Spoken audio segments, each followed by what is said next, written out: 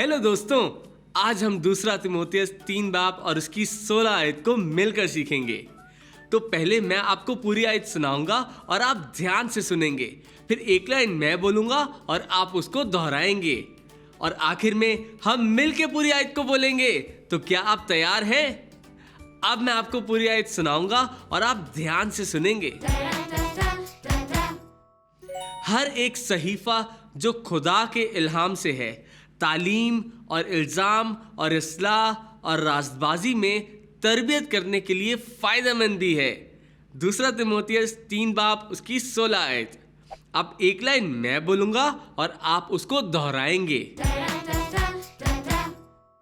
हर एक सहीफा जो खुदा के इल्हाम से है, तालीम और इल्ज़ाम और इस्लाह और रास्तबाजी में तरबियत करने के लिए फायदेमंद भी है। दूसरा तिमोथियस 3 बाब 16 आयत। वाह, बहुत अच्छे! आप सबने तो इस आयत को बहुत जल्दी सीख लिया।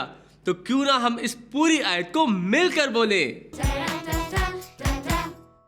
हर एक सहीफा जो खुदा के इल्हाम से है, तालीम और इल्ज़ाम और इस्लाह और रास्तबाजी में तरबियत करने के लिए फायदेमंद भी है।